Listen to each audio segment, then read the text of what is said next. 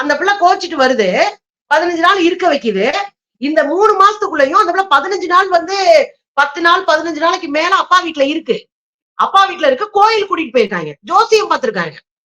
3வது அந்த பஞ்சாயத்துல அந்த இவங்க எதிர்த்தரப்பு, அதாவது குற்றவாளியாக சொல்லப்படுகிற அந்த குடும்பம், மாமனார் குடும்பம், அவங்ககிட்ட எதையுமே பேசலங்க இவரு.